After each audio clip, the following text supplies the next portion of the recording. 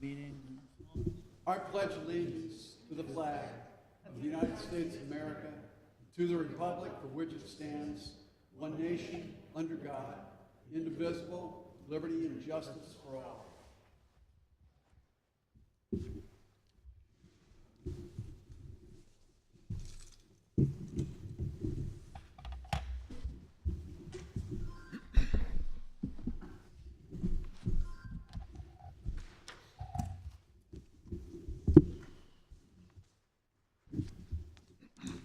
Mr. Crop, Present.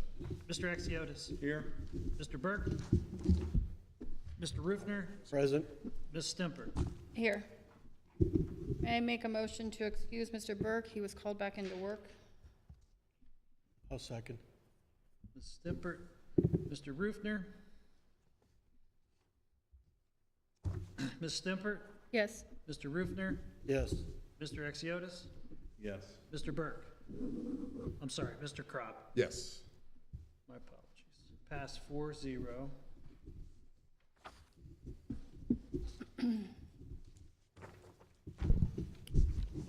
Are there any special presentations by staff members or invited consultants tonight?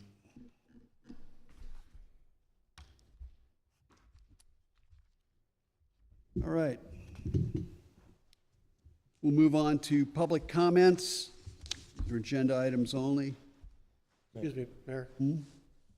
Item 4, you skipped over.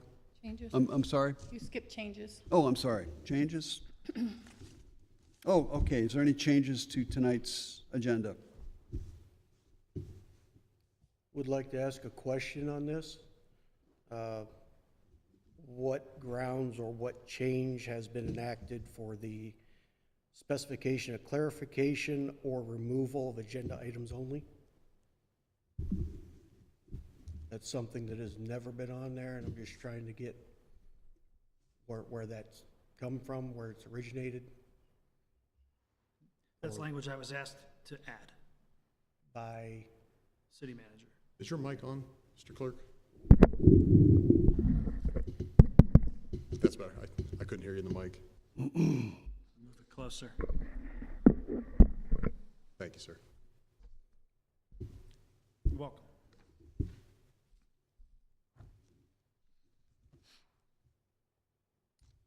May I ask the law director a question? Please.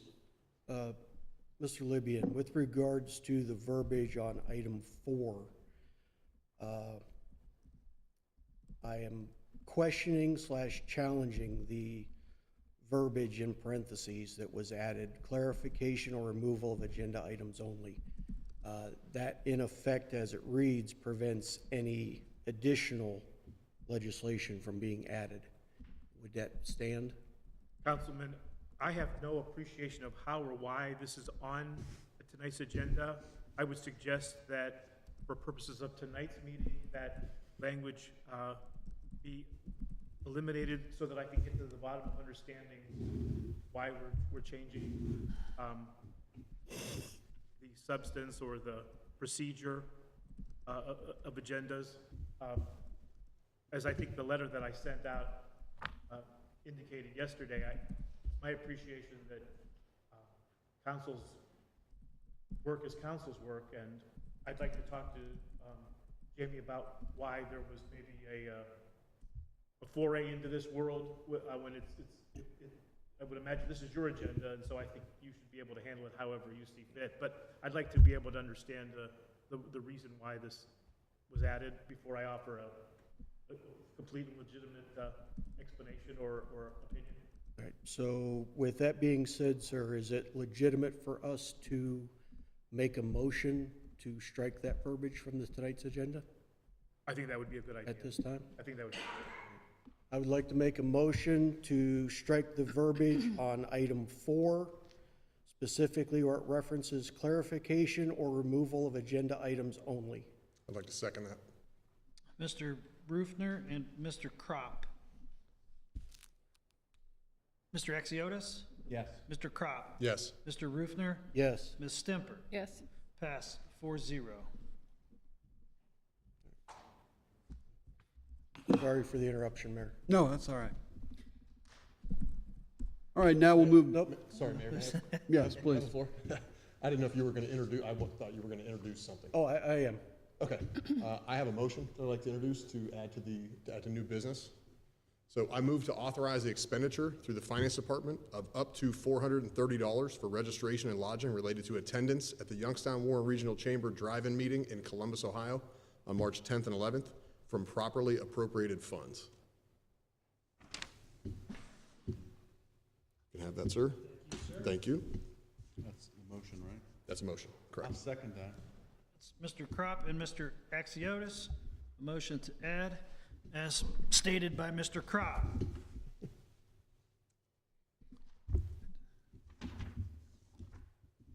Mr. Rufner, Yes. Ms. Stempert, Yes. Mr. Axiotis. Yes. Mr. Crop. Yes. Pass 4-0. That motion will be added to new business.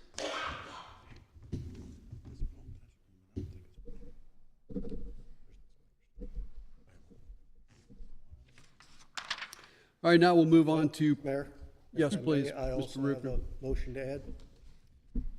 I'd like to make a motion to add the following motion, directing the council staff to include all properly submitted legislation as defined in the Newton Falls City Charter and Newton Falls Administrative Code onto the council agenda without delay.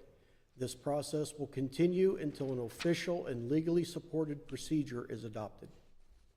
I'll second that. Mr. Rufner and Mr. Crop. Mr. Axiotis? I'm sorry, Oh, Mayor. I'm sorry. Is it, can we do Please. discussion? Yes, Kevin, do you want? Feel free. please, someone. As far as this motion is concerned, this is, I would assume, is in reference to the situation that's been taking place over the last week or so. I submitted multiple pieces of legislation. They were submitted on time, according to all of our rules, according to all of our codes. Any deadlines, they were clearly met. They were submitted for inclusion on the agenda. I believe I submitted 5 total pieces of legislation, 4 on Monday, which I believe was the 9th, 1 on the 11th, before 3 o'clock on the 11th, which is a resolution, and only one of those items made it to the agenda this evening. And there's been multiple lines of discussion that have gone back and forth between myself and the administration, Mr. Akam, the city manager as well. And unfortunately, there's been the back and forth trying to figure out why this happened has not been articulated or clarified by the city manager. Unfortunately, she's not here to speak for herself, but the emails and the conversation that have taken place have all been very clear. It was recommended that the legislation be kept off the agenda pending legal review. But I personally never got a single email, never got a single phone call, never got any kind of information or requests regarding those pieces of legislation stating that they were being reviewed or that they were in the review process or that there was something wrong with them, which is a huge problem in my opinion. And ultimately the clerk spoke and said that he was told that they were to be kept off the agenda because he was waiting on city manager approval. The city manager then turned around and said that the clerk decided to keep them off the agenda. So there seems to be some back and forth and some misunderstanding or I'm not even sure at this point, it's gotten pretty muddy. But I just want to make sure that that's on the record, that this has been happening behind the scenes, and there's been extensive communications, as council's aware. I realize I've sent quite a few emails trying to clarify this, so I do appreciate the motion to have those items placed on the agenda. And I do welcome legal review, and I welcome any other changes, or if we're going to consider changes or making something more structured or addressing the procedure itself, I'm welcome to that as well. Thank you, Mayor. Mayor, may I speak to this? Yes, please, Mr. Lehman. As everyone knows, we're in the process of a transition to a two-lawyer department, and I take responsibility and for any delays and any confusion in the dissemination of that work, and that should have not happened with the law department. I can assure you that it won't happen again.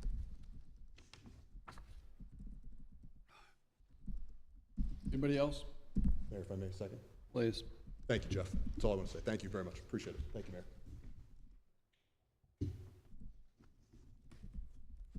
I will move on to item 5. We need a vote to add this To the vote, to yeah. the agenda, please. Mr. Crop? Yes. Mr. Axiotis? Yes. Mr. Rufner, Yes. Ms. Stimper. Yes. Passed 4-0. That will also be added to new business.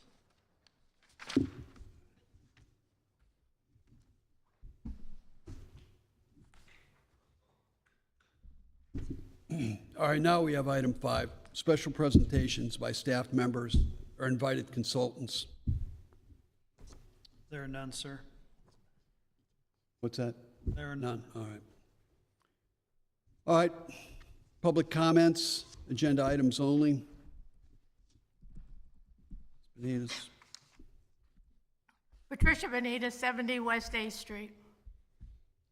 I would like to speak on Resolution 05-2026 concerning a member of council. In Robert's Rules of Order, which I believe the city manager handed out to some council members, it states, "Any council member can abstain by just being silent." According to Robert's Rules of Order, newly revised, 12th edition, specifically in sections regarding voting, such as number 44 and 45, an abstention is not a vote, but rather a choice to vote. Because members are never required to vote, staying silent during a voice vote or not responding to a roll call indicates an abstention. Isn't that what your fellow council member did? I believe an ordinance was passed in 2004 that Newton Falls Council was to follow Robert's Rules of Order. If that is so, why isn't Mr. Kropp and Mr. Axiotis following these rules? It refers specifically to an omission of not doing something that should have been done, commonly appearing in tort and contract law, distinct from misfeasance, improper act, or malfeasance, wrongful act. What did your fellow councilman do wrong? He was following Robert's Rules of Order, was he not? Did not the law director, Mr. Limbian, say that your fellow councilman's vote was legally an abstention on the 4th, and now on tonight's agenda it's not legal? I'm confused. I may be old, but I'm not senile. It's either legal or illegal. Which is it? Robert's Rules of Order, people. Maybe your fellow councilman can get you for defamation of character. Thank you, Ms. Pat. Anybody else? All right, we'll move on to reports. The mayor would like to report that the covered bridge is going to get a facelift from the county engineer, and it looks like that's going to start around April or May. County engineer DeCristofaro is working on that to get it going, so that's going to be up and coming. Also, the gas line is proceeding painfully slow through town, and I'm expecting that to be cleared up here in the next couple of months. With that, I'll turn it over to council. Mr. Axiotis, do you have anything, sir? I do. I attended yesterday's planning and zoning meeting. It was quite productive. We're still down 2 folks.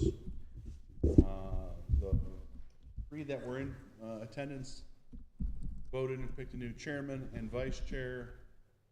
Sat and reviewed some of the fees proposed by the city, various new and existing permit structures. We also looked at a proposal for, I guess, creating a rental registry and fees associated with that. So it was overall, a lot of it was kind of pushed back. There were some questions from the people in attendance about some of the fee structures and on further discussion on that rental, I guess you should call it, agreement that the city wants to put out there. So it'll probably come back the next meeting, next month, for further discussion. But otherwise, it was pretty productive. Thank you. Thank you. Mr. Kropp. Thank you, Mr. Mayor. I do have an extensive ward report today, and I will be reading most of it into the record, and I'll be presenting it to you as well. I have a couple submissions for the record. Overall, I had quite a busy couple weeks. I went and attended the third of 4 of the local government leadership academy events, excuse me, through the Youngstown Warren Regional Chamber, which was very productive. I got to meet some really brilliant people. The presenters were Ms. Dorinda Byers from the Ohio Auditor of State, and also Mr. Randy Turner from the Ohio Auditor of State. Dorinda spoke on Lean and Six Sigma in public sector operations. Mr. Turner spoke on cybersecurity and fraud at the local government level. And then also there was another panel which was excellent as well, and that consisted of Mr. Lance Willard, who is the city manager from Columbiana. Columbiana has been up and coming, has been recognized as one of the best places to live in the country, I believe, if I'm not mistaken. They've built over 300 plus homes in the last several years. They've had an influx of business. They've been booming. Columbiana's been really doing a great job. And Mr. Willard actually has local connections to Newton Falls, which I was fortunate enough to talk to him after the meeting. I asked quite a few questions during the meeting with the panel, but he had some ties with Newton Falls. I believe he worked in our water distribution facility for, I think he said 13 years, if I'm not mistaken. Considered former city manager Novotny a close friend, and was very excited to talk to me about my interest and hopes in trying to figure out how we can utilize some of the things that they've accomplished and some of the things they've done to try to translate that to Newton Falls and hopefully do some good things for the community. I also spoke with Brenda Linnert from the Youngstown Warren Chamber was there. She represents one of the government agencies for the chamber, and she spoke as well during that panel. And then one of the other presenters was Mr. James Kinnick, Jim. He is the executive director of the Eastgate Regional Chamber of Governments, which Newton Falls is a member of. The mayor is our direct connection to that, and I'm also the council representative as well. He was excellent in his presentation. They work on transportation, they work on infrastructure, those kind of things, and projects, regional projects.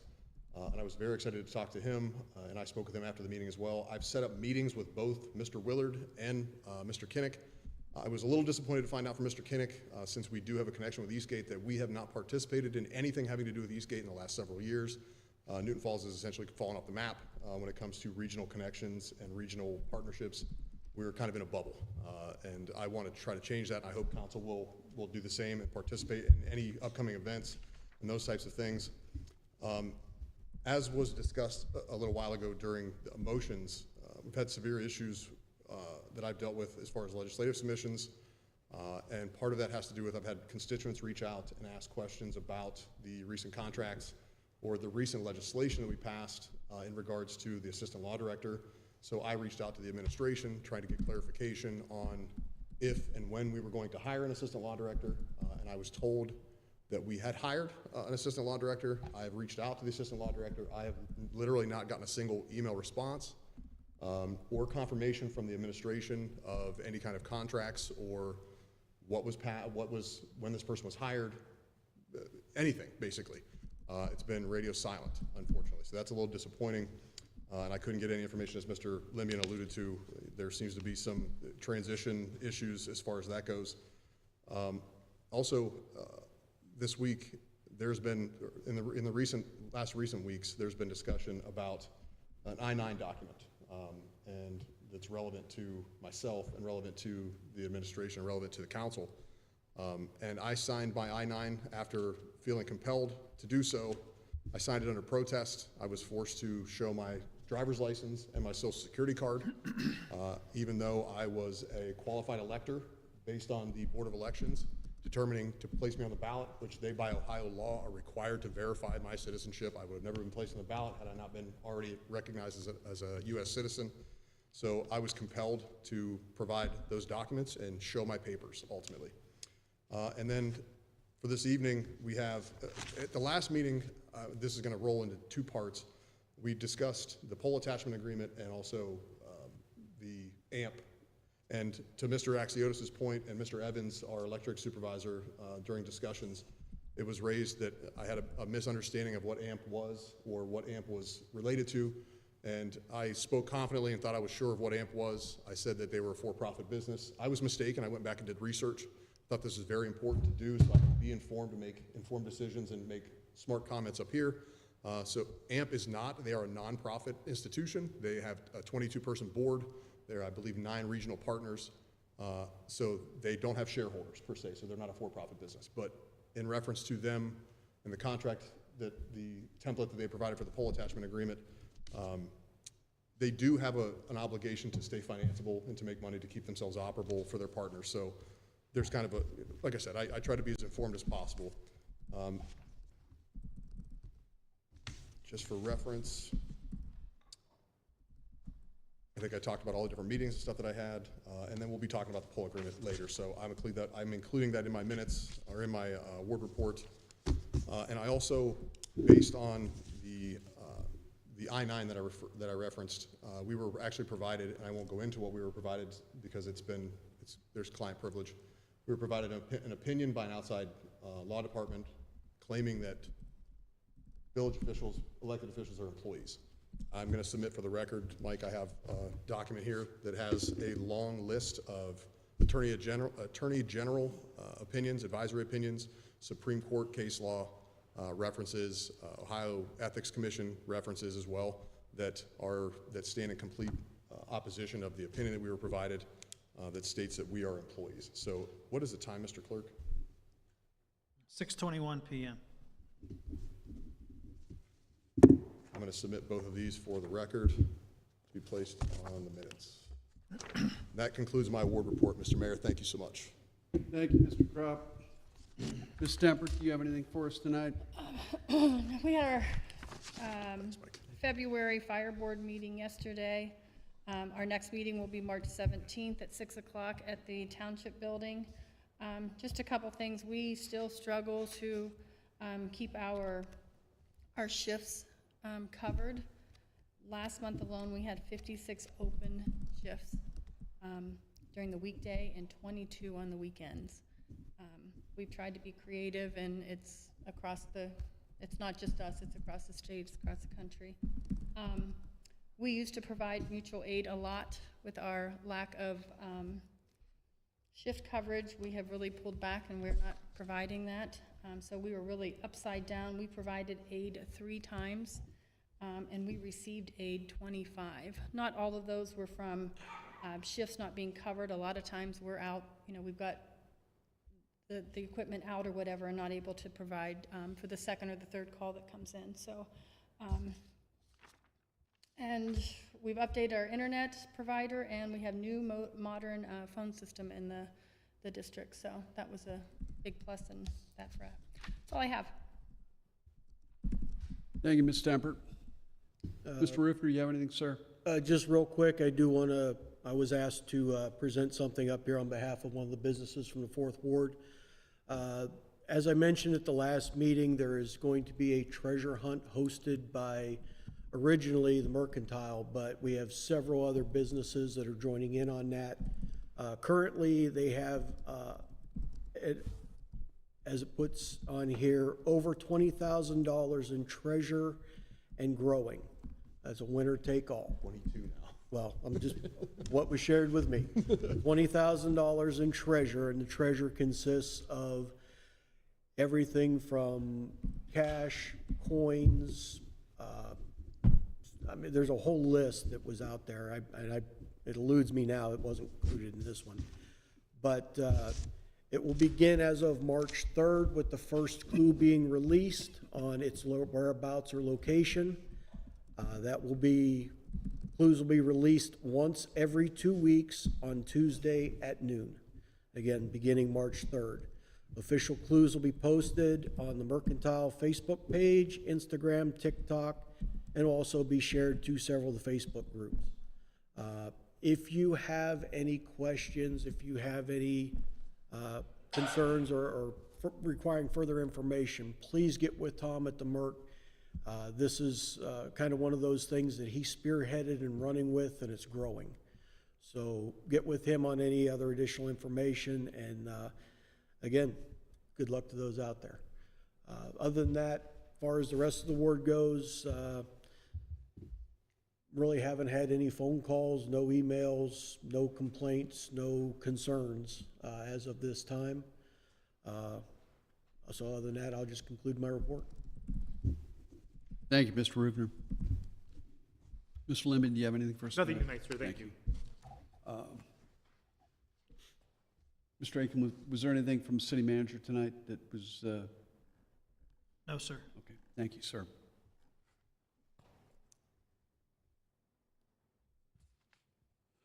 We'll go into item 8, which is approval of previous minutes.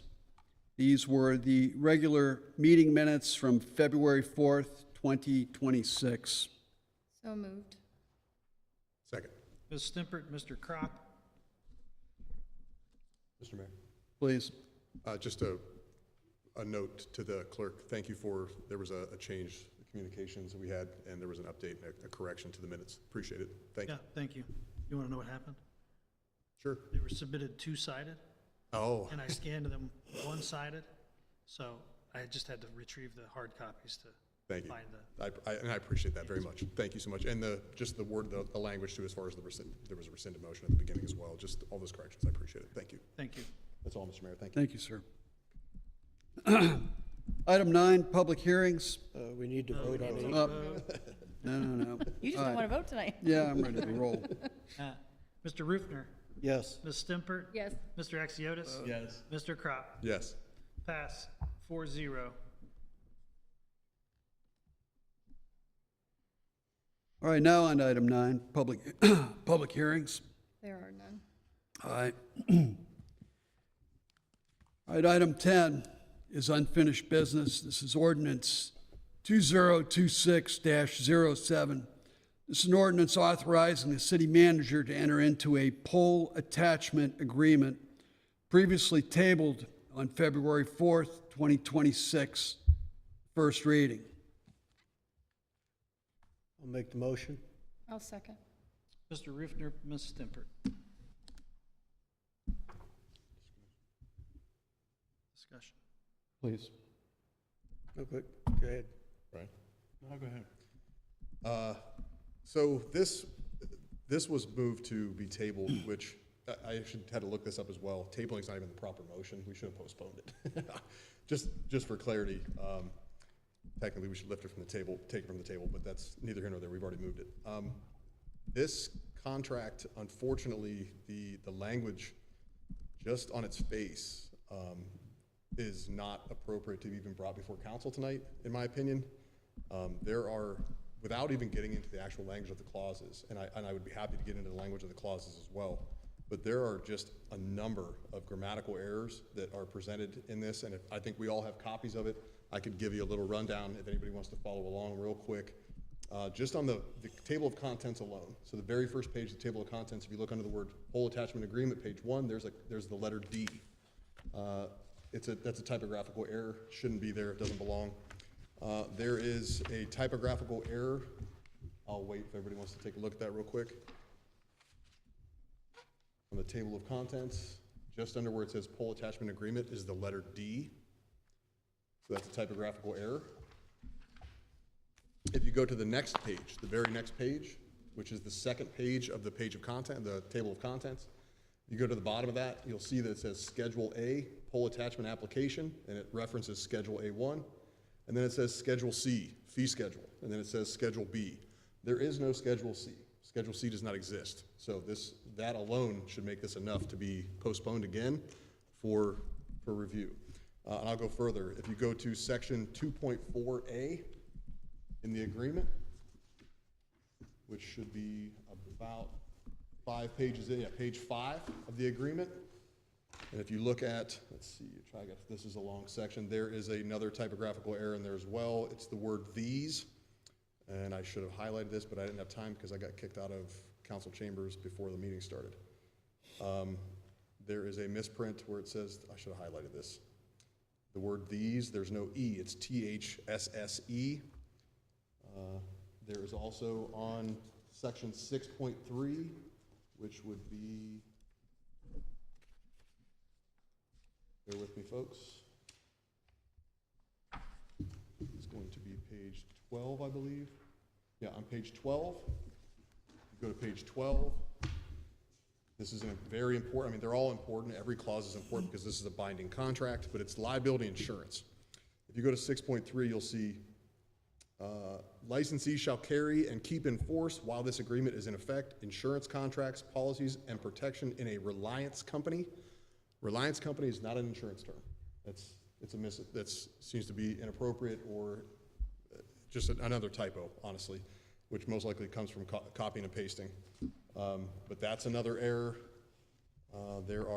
I could keep going if anybody wants me to keep going. And those are just the grammatical errors. That doesn't count the fact that they're still deemed granted access, which means if the municipality fails to do something by a certain time, that anybody that applies to get on our polls or use our polls will be deemed granted access, meaning our public utility, which are our polls, if our administration for any reason, and this isn't, malfeasance or anything like that, if they just don't respond in time, or if there's something happens and somebody's sick and out and they don't respond to an email or it gets sent to the wrong address, they could claim that they have deemed access and they'd be granted that access by law.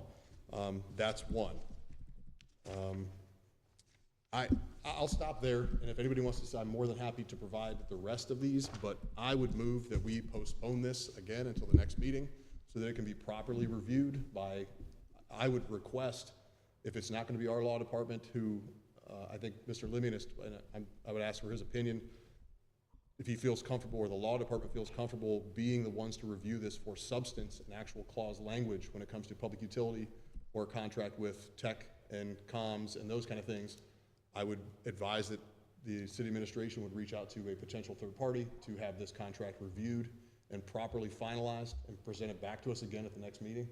That would be my, so I would move to postpone this until the next meeting, pending legal review. I'll second that.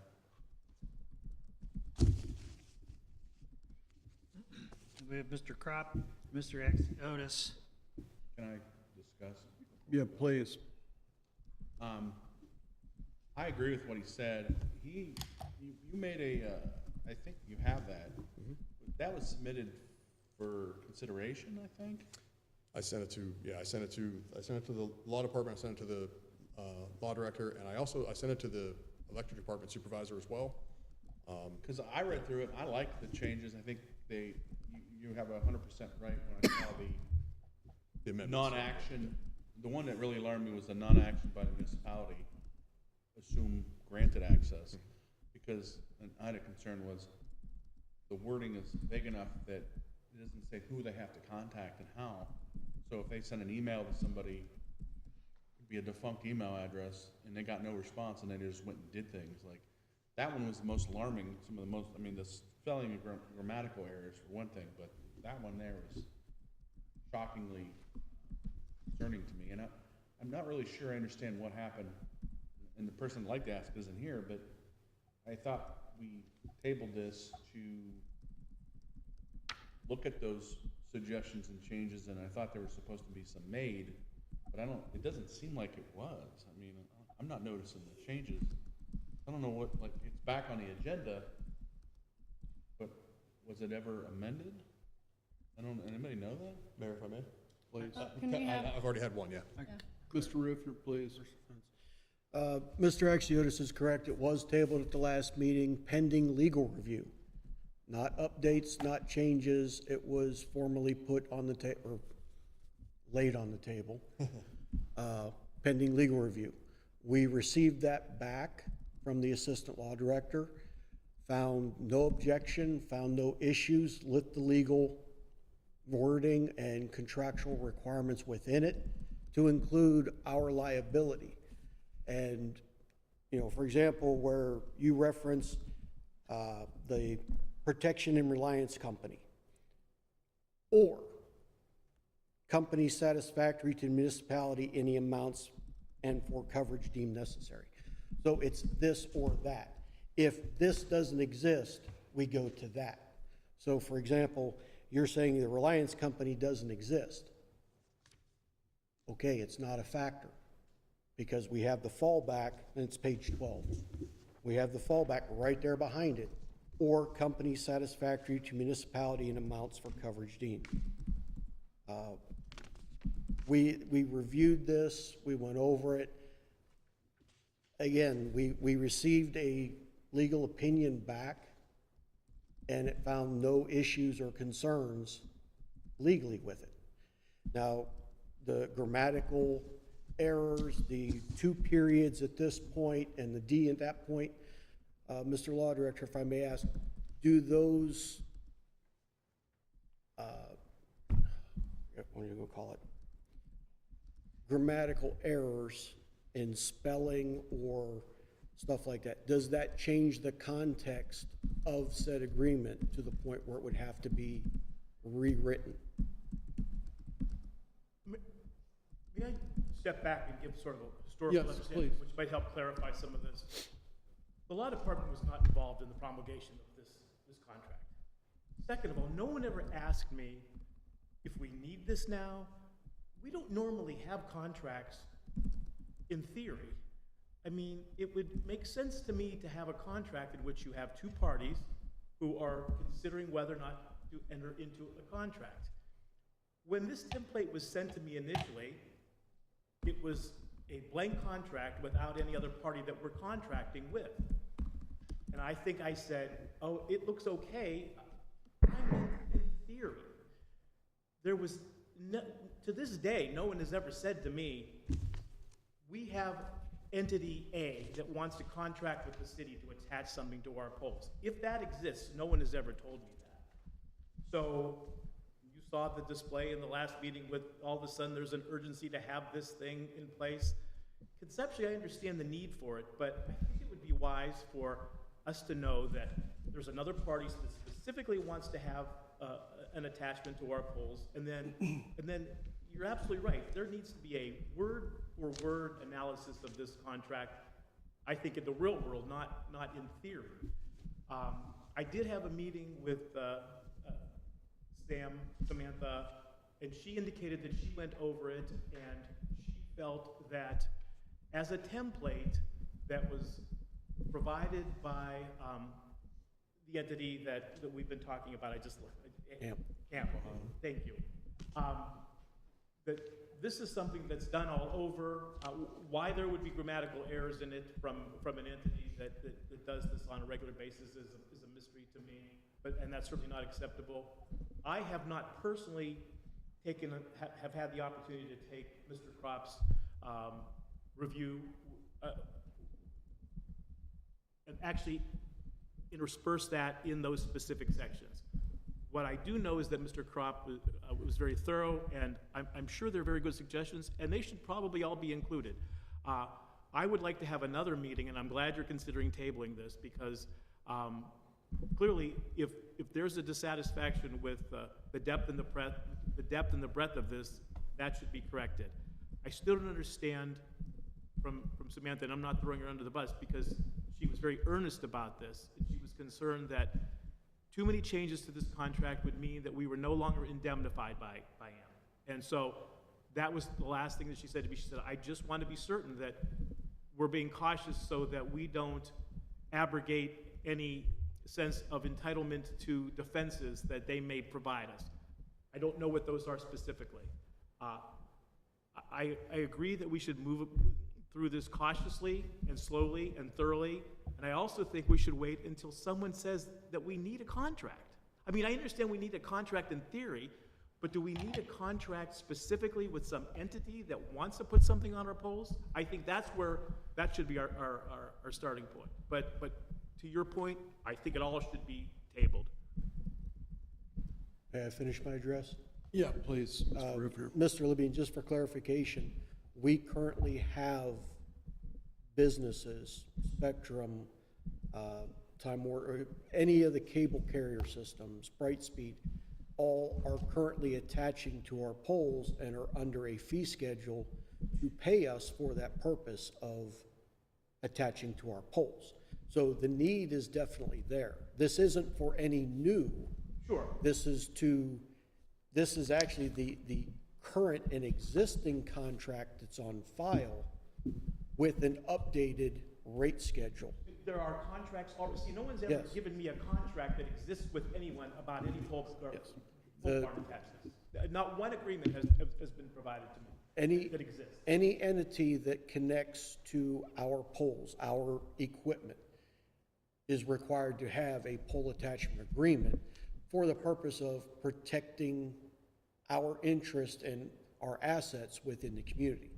So for like Brightspeed, United Telephone, any company or business that utilizes our poles for a connection point has a contract with us for that. Are you aware of when those contracts expire, that it would be up for negotiation again? I do not off the top of my head. And No. I'm not trying to put you on the spot, I'm just trying, we can't just unilaterally say, okay, here's our new contract, unless there is either an out clause or an end date to a contract, and then we can readdress these issues with those entities that we're already dealing with. Right. But I would sort of like to see those contracts and then sort of create a template for, you know, when they expire, or how we get out of them, and then readdress the specific issues within. But certainly, you're the policymakers, and if you want specific language in there that you feel comfortable with, it should absolutely be in there. You know, without complicating this beyond the grammatical problems, you know, this is an aggregate agreement. In other words, the city owns those poles. The city sets the agreement. Not so much different than signing a lease for a U-Haul truck, or signing into a hotel and agreeing that you're not going to damage the room or use it for something that it's not supposed to be used for. So like I said, with the city owning this, it's a very base and aggregate contract. So, you know, we can put this out for further review, but we need to remember, we own those poles, and we can make the law and set it, make the rules and set it for, you know, how we want it, as long as it's within reason. I have an address, please. Please, Ms. Stemper. Okay. You have your electrical supervisor. Can I make a point of order real quick? This is- Hold on, let her finish. But point of order, Mayor. And the reason I'm saying the point of order is that we're out of order. This is a motion to postpone, and we're having discussion. The discussion has to be germane to the motion to postpone. What I would like to do is, there's a motion on the table to postpone this, but I could withdraw that motion and make a motion to suspend the rules so we can have a discussion. So we're not breaking the rules by having a discussion about something. We're getting off topic. Let's let her finish up here first. Everybody had their turn to be off topic, so. Yeah. That's the I was just point. trying to get back to This proper is- procedure, that's all. And I guess this will support the postponement mindset there. Okay. You had electric department supervisor who has the sole responsibility of protecting our assets as far as these poles. After you came in here and talked, all I can see are all these things wound up and hanging off of all of our poles. This isn't a new thing. It's something they've had. We're putting an agreement to charge, if I'm correct. Please feel free to correct me if I'm wrong. I think we have made something huge out of something, not minimal, but we're not attorneys, we're legislators. We have people in positions to do a job. They're the professionals in that job. They're trying to protect our assets. And I think postponing is ridiculous. You're postponing them being able to protect our poles, our electrical system, our village. That makes no sense to me. Thank you, Ms. Julie. Mr. Crop? I guess we'll keep on the same path. I'm not wanting to postpone this so that the electric department can't do what they need to do. My responsibility is to the city, to the taxpayers at large, not just our electrical assets and our utility poles. This is a contract that has financial ramifications, litigation possibilities. This is a legally binding contract. This isn't just a simple fee assertion or some kind of a creation of a fee. This is so much more than that. And the way this is written right now, I understand the need, and again, I'll just reiterate it again for the record, and I talked to Matt. I reached out to Matt personally to talk to him about this, and I even shared the amendment list that I had with him so he could look at it and so be aware of what I was presenting. I'm not opposed to this. I'm not opposed in any way, shape, or form to having a pole attachment agreement or something along those lines. I'm opposed to doing it in a rush, poorly, because this contract is not professional. It's not finalized. It's not good. It's a terrible contract for the village. I realize the need and I recognize the importance of doing this and doing it well. I want to do it right and I want to do it well. We do have our attorney sitting here telling you that this isn't based on just these simple, I just talked about the grammar things. I didn't even get into the sections. There are so many things in here that are not good. They're not good for the village. There is no indemnification. There's no duty to hold, not responsible. I forget the proper language. There's another line in here that the licensee would decide what coverage is necessary. We don't have aggregated costs. We have one occurrence. There's no definition list of a lot of these terms. In one section, you have something that defines poles, and then you have discussions of joint poles. There's no definitions. I mean, there's a laundry list of issues that need to be addressed in here. And once we have a good contract that's solid, that's logical, that has all those information, all that stuff spelled out, I'd be happy to pass it. But I can't, with a good conscience, lock the city into a legal contract that isn't good. And regardless of the rate or the fee or the need, and I understand and appreciate Matt's desire and passion to have this done and the city's need to do this, but I personally, myself, and this council has a responsibility to the entire city and to the financial responsibility as fiduciary, that's what we swore an oath to. That's so much more important than fixing the poles. And I think once we get this done and have it reviewed and get it back, and the amendment suggestions that, I submitted a ton of amendment suggestions that were logical, reasonable. The law director has seen them. I've sent them to Matt as well. A lot of them, they weren't placed in there. They don't show up. Like the deemed granted alone is enough to kill this contract. The fact that you have in here that if the administration fails to respond or fails to answer a question, that some other entity all of a sudden now has granted access to our utility poles. There are utility poles. That's what this is about. It's so much more than just the fee. And I mean, I could talk about the fee too. I don't know where that fee came from. That fee came from nowhere. I talked about a rate study, and Matt, to his point, misunderstood what I said and said this isn't a rate to the public. I understood that. It wasn't a rate to the public. Where's the rate study to determine how much we should be charging these entities? Is $11 even enough? It should be more, in my opinion, because these people are using our utilities. There's overlashing. There's all kinds of, there's just a list. There's a laundry list of things that need to be addressed, and it needs to be done properly. That's all. And I will support it. I'll be the first one to sponsor it. I'll be the first one to sign off and vote yes on it when we have a contract that protects the city and does the job of giving our electric department the ability to do what they need to do. Thank you, Mr. Mayor. Thank you, Scott. Mr. Crop, could you explain where you got your information for the fees and scheduling? Yeah. For the lines? Yeah, I utilized online software. I utilized AI software. I read the contract and loaded that up. Multiple different pieces of software that allow me to do the jobs and I'm not a lawyer. I'm not a contract attorney. I'm none of those things. But utilizing the different softwares that are available, the different technology and tools that are at my disposal allow me to use that and do that work without having to reach out to staff that either won't respond or doesn't answer my questions, those kind of things. Sir, other than ChatGPT, It's not just chat, sir. Well, let me, Please. other than ChatGPT, could you provide council those resources for garnering the Absolutely. fees? I'd be happy to. Yeah, I'd be Thank happy you. to. Thank you very Absolutely. much. My pleasure. Mr. Axiotis, sir? What he said is 100% true. I know that Matt wants to get this out here, and I reviewed this thing initially, and I didn't pick it apart. I thought, oh, it's okay. But when he brought to light his concerns, and I looked at this contract with a closer eye, there are a lot of concerns in here. There are a lot of concerns. I don't know why we're in a rush to pass this. If we need this contract right now and there's some pending renewal, I'm not aware of it. I don't know if I'd even be privy to it, but from a due diligence standpoint, what he presented, there's validity there. There's a lot of concerns.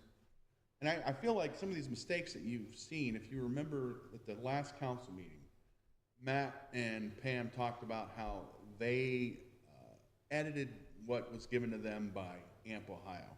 And I'm guessing that's where these grammatical errors and omissions and things that you're seeing resulted from. So I don't know why delaying this, arguably another week, maybe two, just to button it up and make sure that we're doing our due diligence on this is a harm. I don't see where the harm is. They elected me to do a job. I feel like this is my job. I mean, he's got a lot of valid points when you really look at it. So, Thanks, Mr. Thank you. Axiotis. Council? No. Can I just clarify? Sam did look over this. Did she give you something in writing that she felt that it was a good contract or conversation? Like what, I who are we going to now for another review?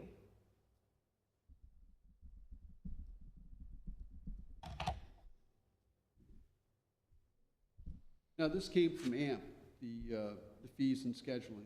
We were provided this from AMP. I'm taking it. I'm told, sir, that AMP sent a template that was then modified to some extent, I think, Right. by Mr. Evans. Right. I just don't know where we're gonna go from AMP. I mean, they're a statewide utility advisory board, and I don't know where we can go past that. I understand council's concern, but I don't wanna kick this can down the road, you know? The grammatical errors, I invite someone to straighten those out, but If I may, please, If- Mr. Libyan. I will tomorrow talk to Jamie and ask her for the contracts that currently exist. And so that we could at least look at them, determine what the out dates or the end dates are, so that we could see what kind of a timetable we're on. I will personally go through this with a fine tooth comb. If you would prefer to have an outside lawyer who does this kind of work exclusively or extensively, that's perfectly fine with me. But I'll be happy to do it myself to give a greater comfort level so that we can move this forward. Thank you, Mr. Lim. Possibly we could have someone on council get a hold of AMP and see what, see where they garner their fee schedules and things like that from. I just don't want to have to burden the city with legal bills that possibly aren't necessary if AMP Ohio is providing other municipalities throughout the state of Ohio with these fee schedules. I think we should fall right in behind them.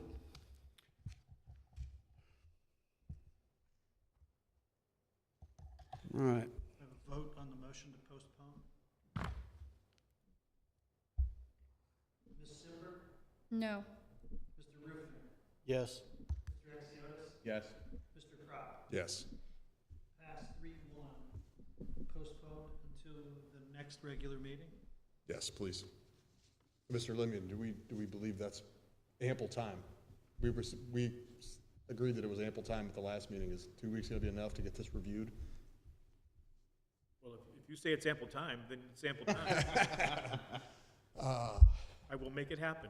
Okay, yes, yeah. Mr. Clerk, the next meeting, please.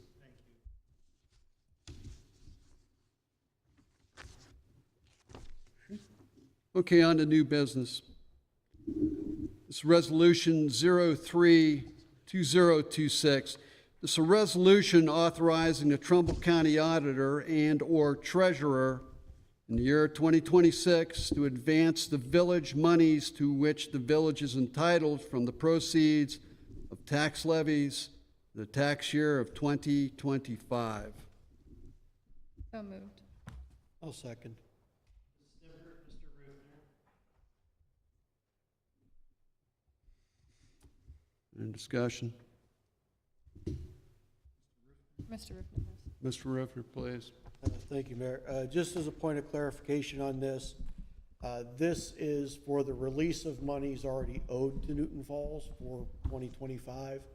It is not an increase, it's not an ask, we're just requesting that they release the monies already owed to Newton Falls. Thank you, sir. Is there anyone else?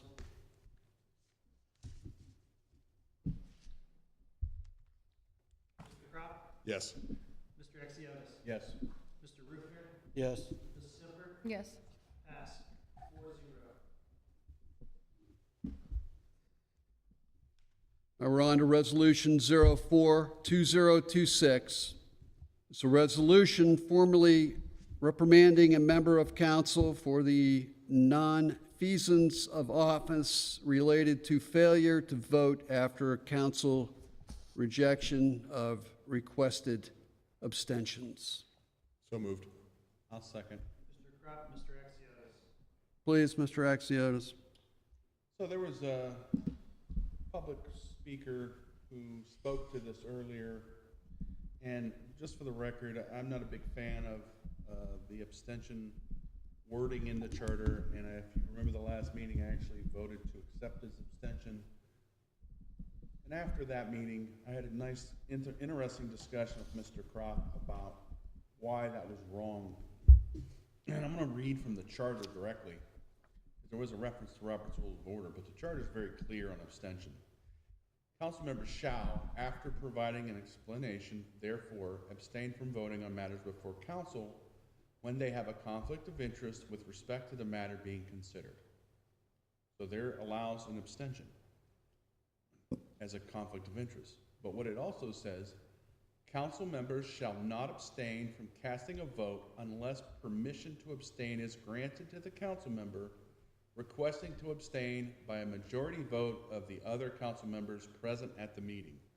Those motions to accept his abstention failed. So he was not allowed to abstain per the charter. So we can argue whether it was correct in Robert's Rules of Order, but the charter is the governing body that we must be adhered to. So I did sponsor this resolution due to that fact that the charter is very clear.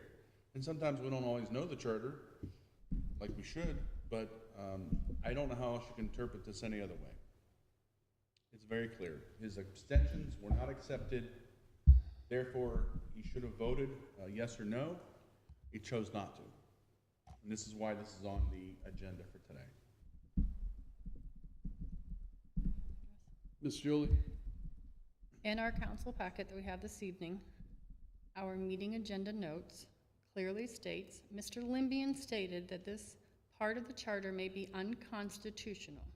Mr. Kropp stated belief that it is currently no language in the charter otherwise to force someone to vote, and there's no way to enforce someone who chooses not to vote. Mr. Axiotis stated that the charter is silent about what to do about it.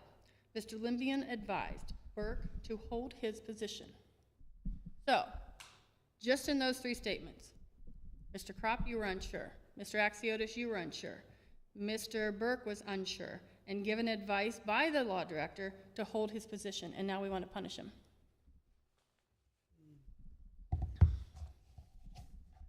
Mayor, Mr. Rufner has Mr. Rifter?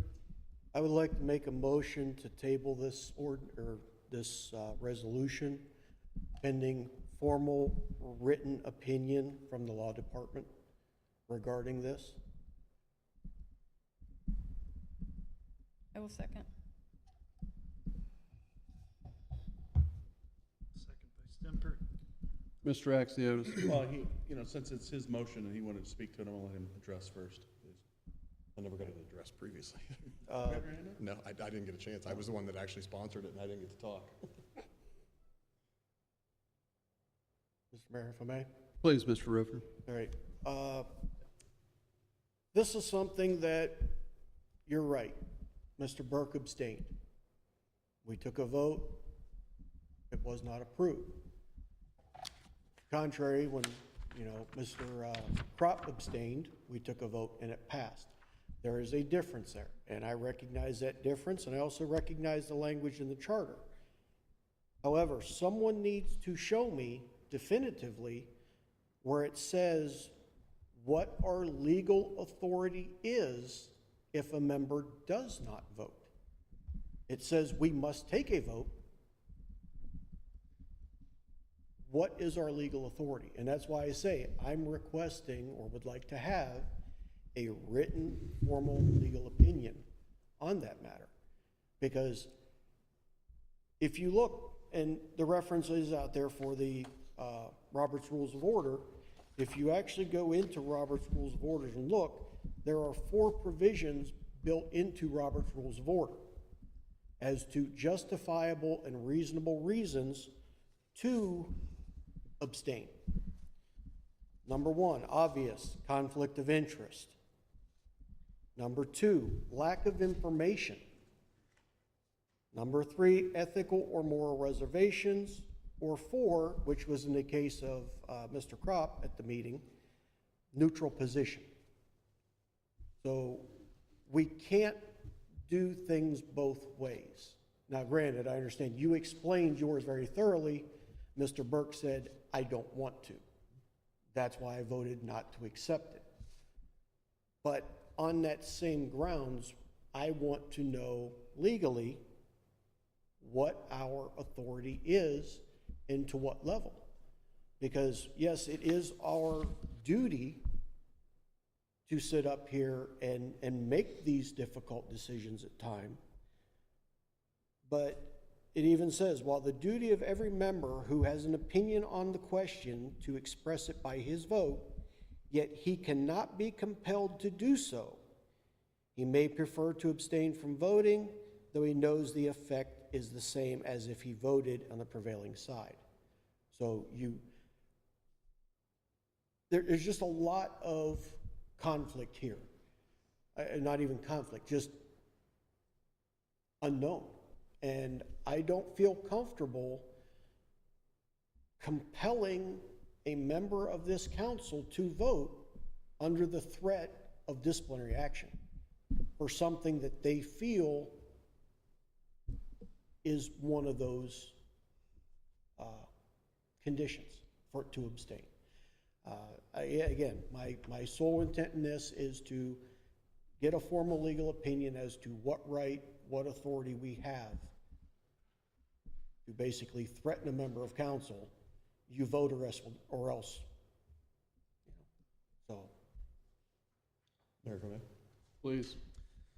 To address this very simply, the definition of nonfeasance is failure to perform an act in an official, contractual, or professional duty.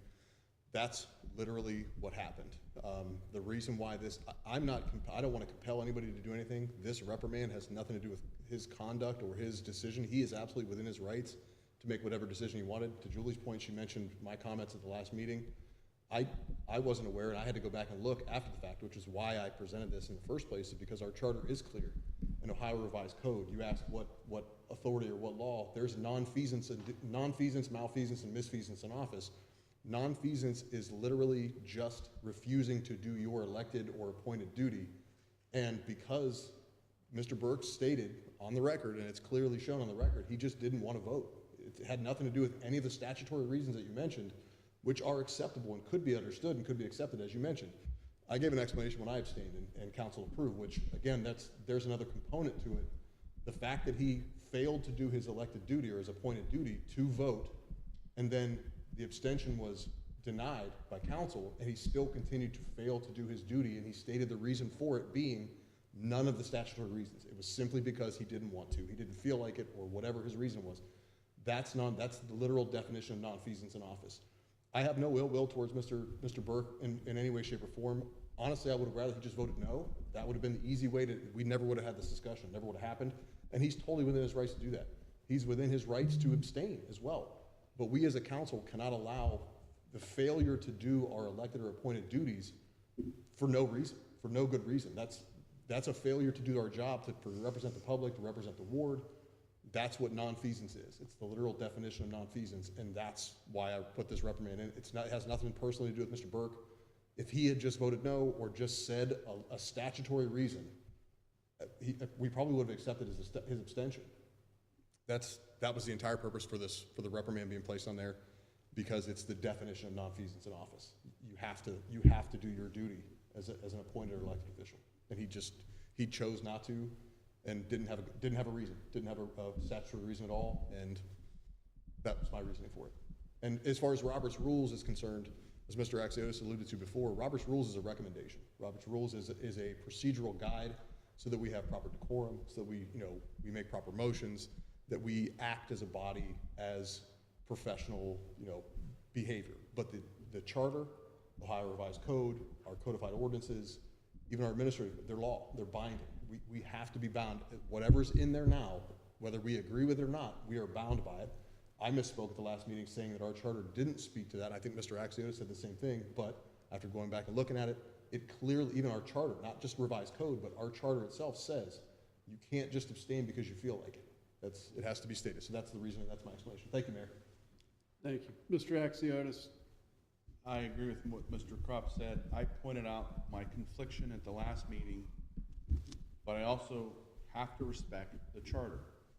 The charter language, this is a voter initiative that somehow made it onto the ballot and people voted for it and was added to the charter. If it is legally challenging to enforce and should not be in there, I ask that we understand how it gets removed. I'm bound by the charter. And when you, because I didn't vote on the abstention, no vote, I was a yes vote. This problem was created when you voted no. So I'm just following the charter. I don't want to reprimand Mr. Burke, but he violated the charter and his duties. So I have no problem tabling this or postponing, but I would like some legal opinion with a case law and a resolution to how, if case law defeats this clause in the charter, how do we get it out of the charter? Because these are charter violations that we don't act on. So I just would like to have some serious legal guidance going forward, because I knew what this was gonna create a problem when we sat at the last meeting, and here we are, so. Please. Second. I agree with Mr. Axiotis, and I feel like this needs to just go forward tonight. But I will also state that I submitted a piece of legislation to address this, to try to alleviate some of the confusion of potential. We got lucky, I guess you want to call it that we voted and it wasn't a tie vote. There's a multitude of other issues that could arise from that type of a situation by someone failing to vote and just simply refusing to vote. Had we split on that acceptance vote and went 2-2, that would have forced the mayor to vote potentially, which can't be allowed when you have a violation of the charter. Like this is the problem with some of our administrative code. This is the problem with changes to the charter over time or amendments. It's very muddy. The whole situation is very muddy. But what is clear is that this was nonfeasance in office. And I don't think it can be disputed or argued. I'm not opposed to Mr. Axiotis' point of seeking, further clarification, but there's no more clarification that needs to be brought or needs to be found to confirm that this was nonfeasance in office. If I did this, I would expect you guys to hold me accountable. If I did this, it would be justified, and it's justified now. There's no point in postponing this, I don't think. That's my opinion. Even if the law director, law department wants to provide further clarification in the future, this case, this situation stands as is. It was just purely nonfeasance in office by definition. That's all I have. Thank you, Mr. Crop. Counsel? Second address, please. Please, Mr. While I appreciate your opinion, Mr. Crop, I don't agree with it. I agree with Mr. Axiotis that we do require more legal feedback, because this isn't just something we let it go and then come back later and go, oh, my bad. I'm not going to make a decision or a vote if I do not have all the pertinent information that I need. And the pertinent information I need is a official written legal opinion of where we stand. Now, if it comes back and says, absolutely, okay, we move forward with it. I have no problem with that. But I'm not the person to publicly issue discipline to an individual and then come back and go, I'm sorry, I misunderstood that. Or I didn't seek official legal opinion. So while, I appreciate your opinion, I don't agree. And that's why I'm asking for the legal review. Point of information, Mayor? Please. Mr. Lemian, would you be willing to just offer a verbal opinion or? No, sir. Okay. Thank you, Mayor. I appreciate it, thank you.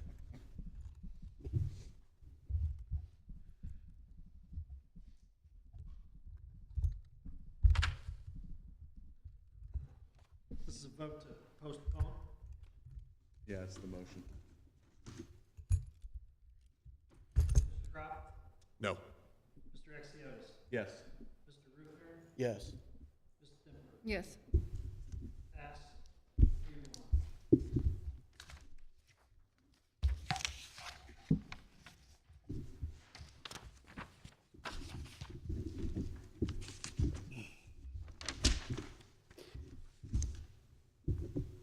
All right, next comes ordinance 2026-08. It's an emergency ordinance approving the recodification, editing, and inclusion of certain ordinances as part of the various component codes of the codified ordinances of Newton Falls, Ohio. Make the motion. I'll second. I'll say, go ahead. Mr. Axiotis, was that Ms. Stemper? Yeah. Sorry. Please, Mr. Rufner.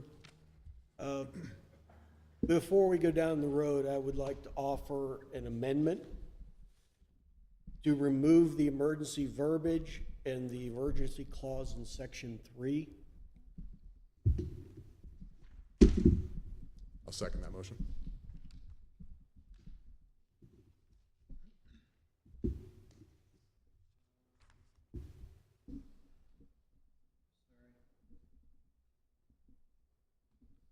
Mr. Rufner and Mr. Crop to remove the word emergency from the title and also section 3. Discussion? Mr. Axiotis? Mike, I don't know if you can answer this, but why was it an emergency? I know who I want to ask, but they're not here. Do you know? There's some timeline that we had to, I think, let me check. I think that it has, in the past, always been an emergency because it deals with an update to the legal code of, not only the things that you guys have passed in terms of updating codified ordinances, but also State law, too. updates to state law that have to be incorporated into, what we have. And, my understanding is that in most other communities as well, it's recommended to be an emergency so that those things are updated promptly. I've always thought, I mean, I've been here 2 years and I think I've always remembered it being an emergency as well. Wasn't it? No? Nope. See, she No? says yes, he Is says that no. incorrect? Mr. Rufner? Well, I'm sorry, Mr. Axiotis, are you done? No, I'm good. I can't recall. you know, Okay. so. As simply being oh, I'm sorry. Sorry, I just looked. It was not an emergency last year. Okay. Right. Or, no. Let's look and see what it was. I'm looking at the It title. has I been just in the want to past, help. maybe not every year. Yeah, I believe it has been. I'm gonna say it was too for some reason, but maybe last year the wording wasn't there. I don't know. Last year it was not. I suspect it was amended last year as well to remove the word emergency and section 3. Because it started as an emergency, but it was passed as a amended Right. ordinance, regular ordinance. Mr. Rufner? All right. This being simply a housekeeping item, other words, making sure that all of our updates to the ordinance, regulations, codified, so on and so forth, is put out and published online to include state regulations. They're already in effect. They were in effect as of the passage of the original legislation. This is a housekeeping measure to make sure that our codified ordinances reflect and are current. Some of them are already over a year old. So there is no sense of urgency, there is no foreseeable rush or requirement for this, and I think trying to pass this as an emergency is an abuse of that clause. Again, and I even looked last year, and it was not passed, and I was probably the one that said the same thing, because I do not like emergency ordinances unless it's a legitimate and bona fide emergency. I don't see where is it was an emergency in '24, why is it now?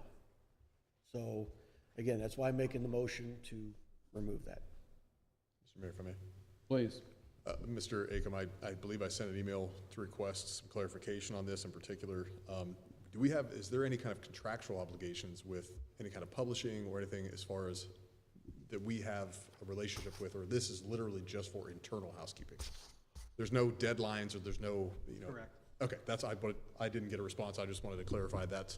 So again, to the point, there's nothing that creates an emergency out of this because like you said, the legislature passes laws, they enact them. We're beholden to those laws, whether we pass them here tonight or not. So, I failed to reply to an email. I apologize. no worries. Thank you, sir. Appreciate that. That's all I have, Mayor. Thank you, sir. Anyone else? Okay, this is a motion to remove emergency from the word emergency from the title and section 3, which is amendment of the ordinance. Vote, Mr. Rufner, Yes. Ms. Stimpert, Yes. Mr. Axiotis. Yes. Mr. Crop. Yes. Pass 4-0. We have a motion to pass it as amended. So moved. Second. Mr. Crop and Mr. Rufner.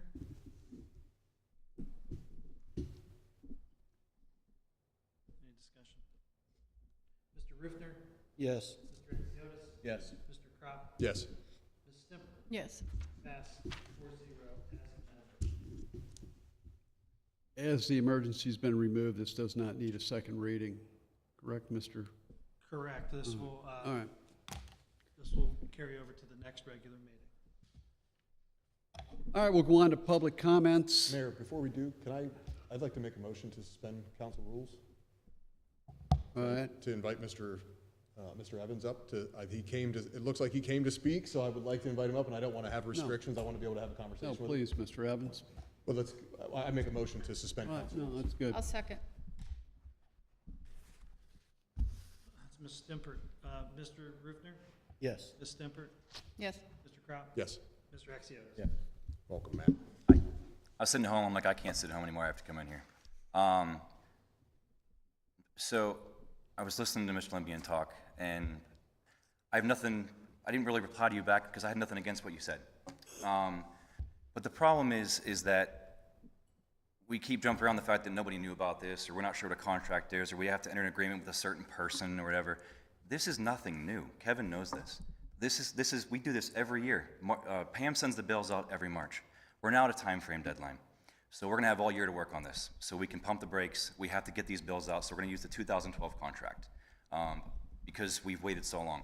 In fact, our last verbal talk was when I drove you around the transmission lines, and I said to you, we need to work on the pole attachment agreement, and you said, okay, call me and we'll get it taken care of. It's the last time you've talked to me about that. So, that being said, that's when we reached out to AMP. It's my understanding from Sam was that, and I'm not an English teacher, I'm not an attorney, so, but to defend what one of you guys said, I think it was you, Brian, or Axiotis, sorry. We didn't change any verbiage. We pulled some things out that we thought were kind of, probably not needed, to try and simplify it even more. Again, I have no problem whatsoever with anything changes that would protect the residents, protect the electric department, protect you guys, protect legal. But now we're just past that time. So we're gonna have to revert back to the 2012 contract. So just the rate did come from AMP. I know it's kind of confusing. I sit at home and I watch this, and I don't understand how I can help you understand it better. AMP is a nonprofit. We are a member of AMP, just like Axiotis is. I'm sorry, I don't mean to call you by your last name, but there's two of you. So. That's who we go to for information. And the gentleman's name is, somebody asked where it came from. I don't know how to say his last name, but we called Jennifer Flockersy. And Sam spoke with Michael, it's Beirne. He's the one. Spell that again for me, Matt. Michael, common spelling, and then Beirne is his name. Thank you. He's from AMP. He actually reached out to me first, and I was like, listen, we just get the power on. This is, call the legal department. So I called Jamie, asked what, want to do, sent it to Sam, because she was already working on the agreement. So they talked, and it was my understanding that if we used that agreement, grammatical errors aside, that we would have protection from AMP and OMEA, not just legally, but financially. Again, I don't read into, my biggest concern as a superintendent is that I have the ability to go back on these people if they destroy something, if they're putting too much weight on our poles, if they come in overnight. That's my biggest concern. The current agreement we have, I can't do that. Can I ask a question? Jump in here. Yeah, Jump in sure. real quick and ask a That's why I'm question. here. And as I've stated repeatedly, Yeah. I really do, I want you to have all the Yeah. power and ability to do that, but the dangerous part in my mind is the language in the contract itself. Mm-hmm. What somebody said, and I'm not throwing anybody under the bus at all. Yeah, I didn't whatsoever. write it, To so. say that somebody, if they say this or say that, all I have is the contract. All Correct. I have is the language, a handshake or an agreement or whatever, Mm-hmm. somebody says something, doesn't hold up in court. It won't hold up in a court of law. Like, there's items in here, like I said, a lack of indemnification, very specific, like protection, liability coverages, incidents or occurrences. There's certain occurrences. There's like a $2 million occurrence. But there's no definition of what an occurrence is. There's limitations that state that there's willful negligence. Either party may be responsible for negligence on either side, but we'll have to litigate that out. And while we're litigating that, we're gonna have to pay for that. Like, Yeah. again, like I said, a verbal agreement. And then there was a couple other things, a couple other questions I wanted to ask you specifically that I saw in there. Yeah. There was a 14-day make-ready guarantee, like pole setting or make-ready, that you had 14 days, and if we didn't, that's a breach of contract. That's a Correct. breach of agreement. What happens if, like, somebody breaks their leg, or we don't have staffing, or the weather doesn't comply, or we don't have parts, or anything like that? It's no Like different those if kind of something things. happens now. I make a phone call, we call in a contractor, Thompson, or we call Mainlight in. It's no different than if I was on vacation, Larry was gone, and we have 2 apprentices, and Trim was by himself. We'd be stuck by default calling in a contractor. There's only 5 of us. You know, That's we're right. That's my thought. Yeah. So either way, it's going to get done. The work gets done. The power comes back on, whether we turn it back on or we have to bird dog somebody as they're turning it back on for us because of lack of manpower or equipment.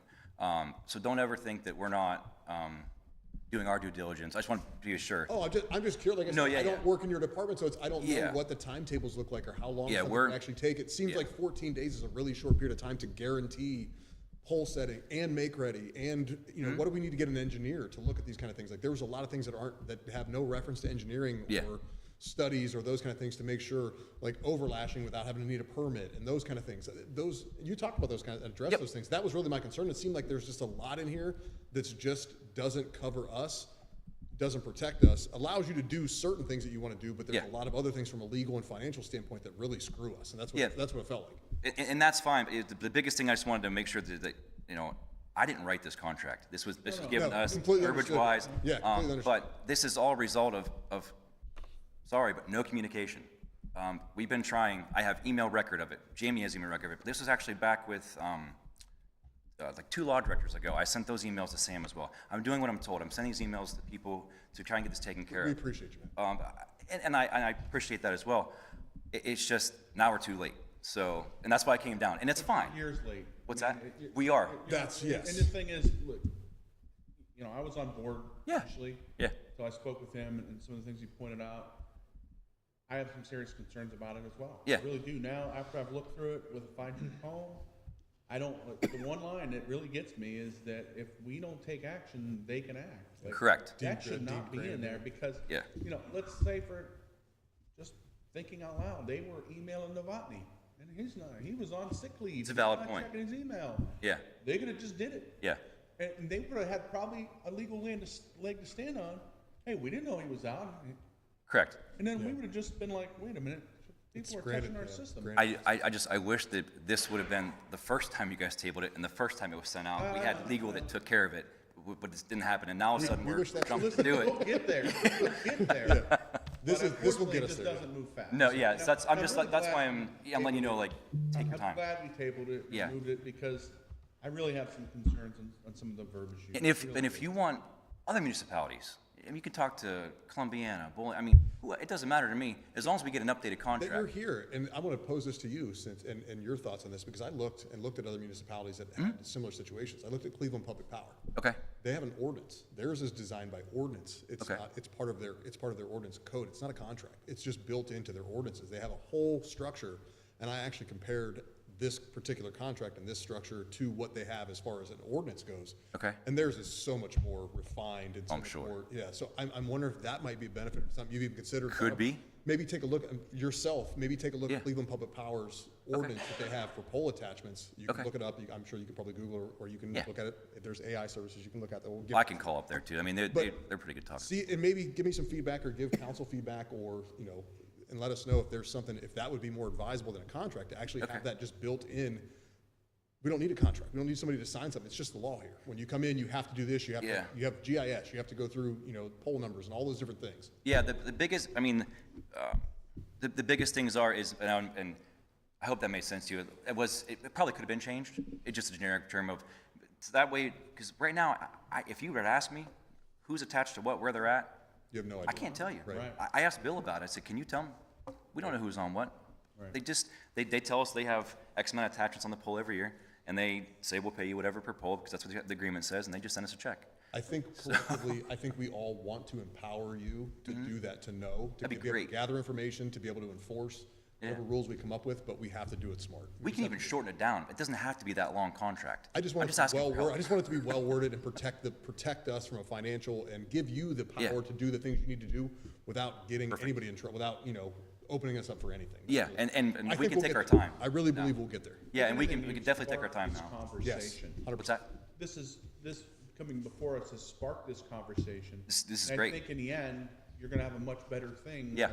than what you started out with. And if it, And it'll be lasting. Yeah. And here's my thing with either Mr. Limbian or yourself, because I think Jamie told me this in a conversation, but because AMP provided this, they were willing to defend us in court of law if needed, and I'm curious if that's actually legit. And Michael, what that looks like, and to understand that better, because, yeah. I mean, I really do have some concerns about this, and if we go changing it, I think we should have a discussion with them too, so It they was need that to be at the Michael, table. I got his don't know name. how you say his last name. Yeah. It's actually AMP and OMEA. They were the ones that so again, I'm not legal. So if they do, I can get you his number. We can, That'd be we can fantastic. contact him. Yes, please. Just the support would be great on it. That's really all I'm asking for. But just so you do know, I'm gonna have to revert back to the 12. And I want, no communication so everybody can hear it. We're gonna revert back to the 12 because we have to get these bills sent out. I've got people emailing me, where's my contract? Where's my contract? And I use the term contract because that's what they approached me with. Right. They wanna sign their agreement for the year so they can make their check for 7 times whatever amount of polls, 1,100 polls where they have one, attached to. So that's kind of why it's like, that's the drive to push it quickly. If you guys aren't comfortable with that, I'm totally fine with that. But I just you have to be one or the other. We could separately from this contract and agreement, we can set a rate. But We can set a rate. I would think that we can set the rate. If we wanted to set the rate, Well, if let he them needs know. to get it out now, I don't think you. Yeah, that's. it'd be because wouldn't it be We're not talking about a lot. 30 days or whatever? Yeah, I realize that. We'll get it addressed. Yeah, I mean, $4 times, Right, 100 poll, 4. we're not gonna, Oops. We'll get there. we'll get it. Yeah, we'll get there. But Thanks. thank you all for taking it seriously. Thank you for, pushing for the help. Thank you for making a contract happen. I do appreciate that. So I'm sitting at home, I'm like, I should probably just go down there and talk to these guys real quick. Thanks for coming down. We appreciate You're it. welcome. Thank you very much. Thank you for Matt. everything. And I said, take your time, go over with a fine-tooth comb now. We're gonna send the 12 contract out. We appreciate that. As long as that's Yep. okay with you That's guys. helpful. Appreciate it. Thank Thank you. All right, thanks, guys. Mayor, I'd like to move to reinstitute council rules. Please. Second that. Mr. Exiotis? Is that the vote? Yeah. Yes. Mr. Crop? Yes. Mr. Rufner? Yes. And Ms. Stemper? Yes. Pass 4-0. Now we're back to. I will move on to public comments. Sorry, we have a I'm couple sorry. of motions that were added to the agenda tonight. Okay, If I may read it. please. Do we have a motion to pass the following motion that was added by Mr. Rufner?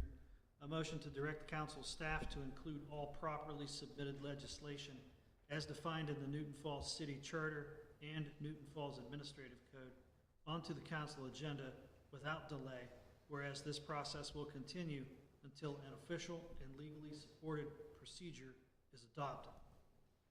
So moved. I'll second. Mr. Crop and Mr. Axiotis.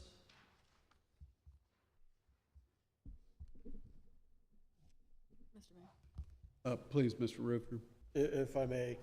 The reason I'm putting this out here is obviously because of the situation we came across. This is temporary in nature. This is not a long-term permanent fix. This is just to get us through, because personally, I don't think this is something that we should be approaching or addressing unilaterally as council, especially when it impacts and affects council staff and the other members of the administration as well when it comes down to it.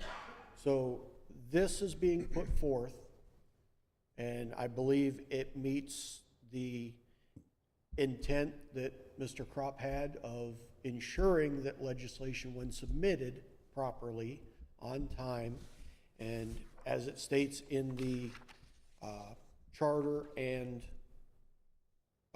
120.1.03 of the Administrative Code spells out what those requirements are for properly submitted. All proposed legislation must be presented to city clerk no later than 3 p.m. on Monday prior to the Wednesday immediately preceding council meetings in which the legislation be presented. All ordinance and resolutions, motions proposed by city council shall be in written form. Written submissions shall have a name shall name the presenting party as sponsor. Naming of sponsor does not restrict the addition of co-sponsors, and as is required by the charter, must have. So it establishes the requirements for properly submitted legislation. It ensures that it gets put onto the agenda without delay or dispute until such time we can actually work collectively with all parties involved and come to a mutually agreed to and accepted process.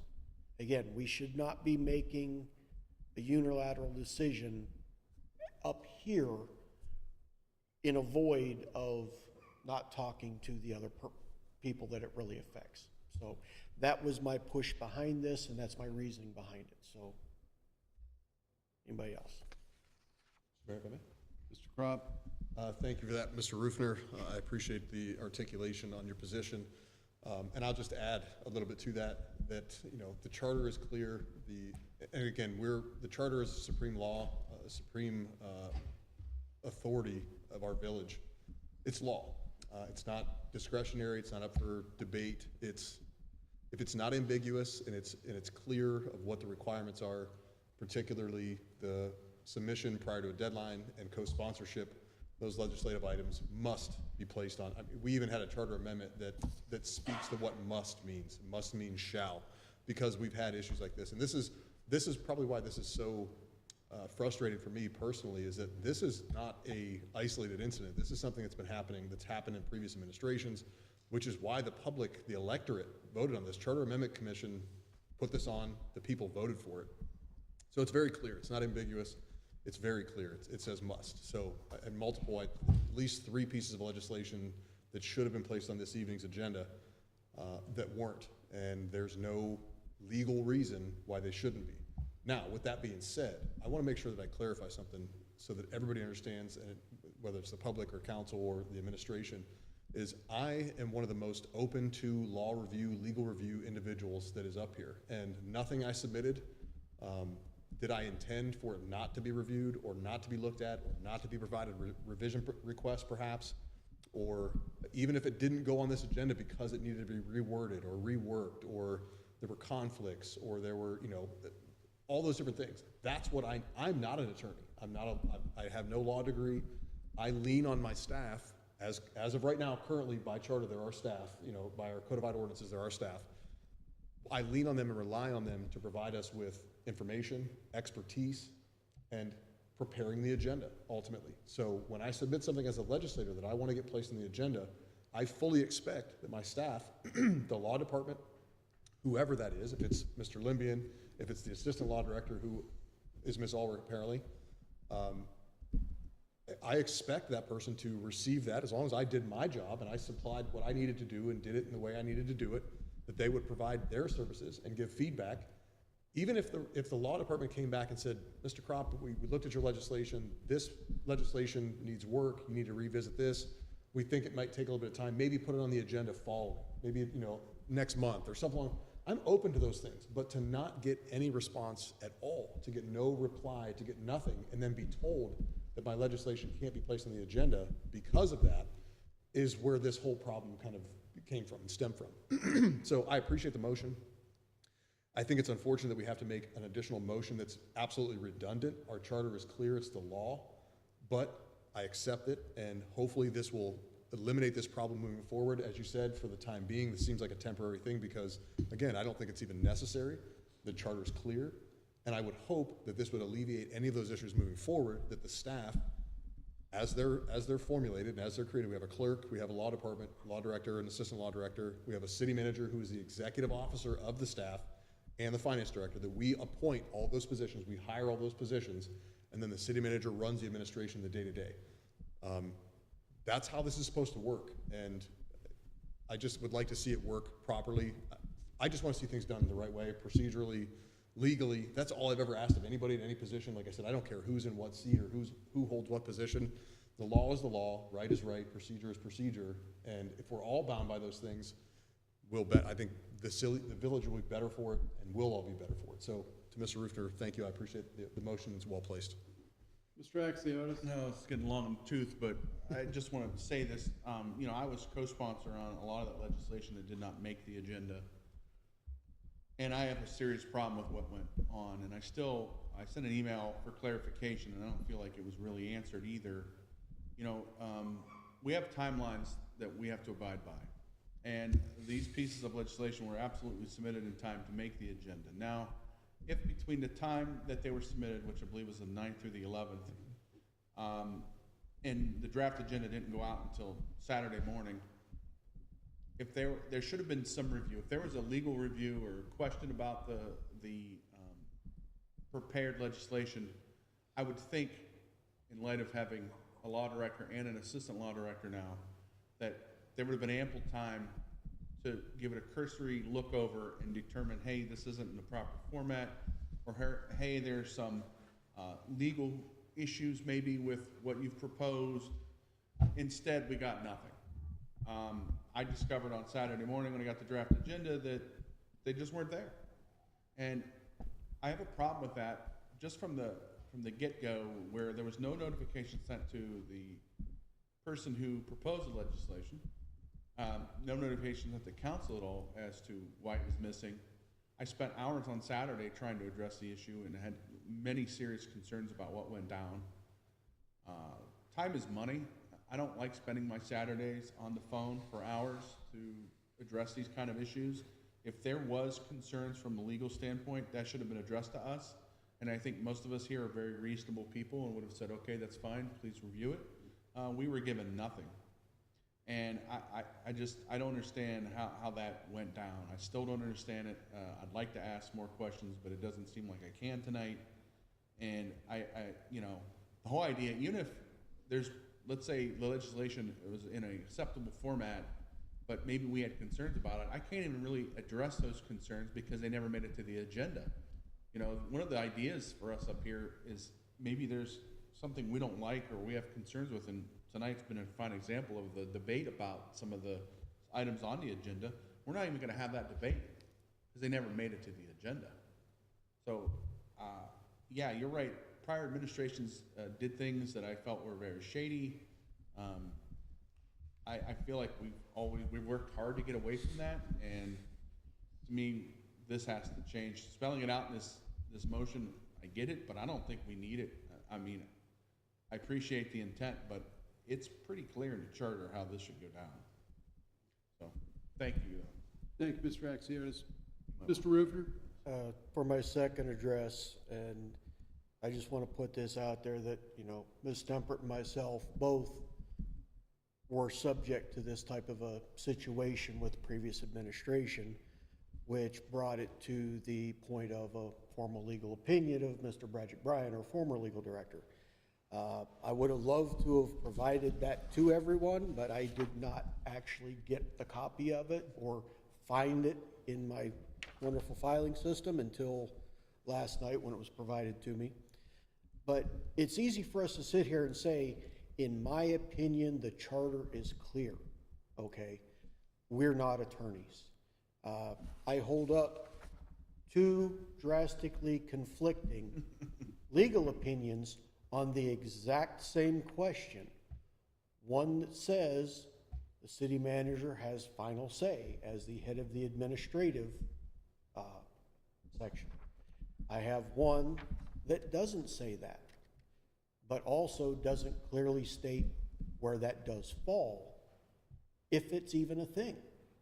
So, again, this is something that's going to require more than just a quick, hey, I'm going to hastily put this out here and let's get this done, because again, I don't think we want to screw this up. We can actually compound the issue and make it worse. So again, my motion is to temporarily get us to a point where all the needs are met and the items and issues that have been the subject of over 35 emails in 6 days, that's a lot of time taken from the administration. And I'm sorry, but when you get an answer back that you don't like, it doesn't automatically mean it's wrong. Because again, what should be simple and straightforward, I have two completely different legal opinions on. So, you know, this is something we need to work together, work collectively, and come to a mutually agreed to process of this is what is required, this is what you can request. Because personally, I'm not going to have something put on the agenda if it hasn't been reviewed for legal compliance. Because again, I don't want to have my sponsored legislation at this table and have to come back and go, oh, my bad, I didn't think about that.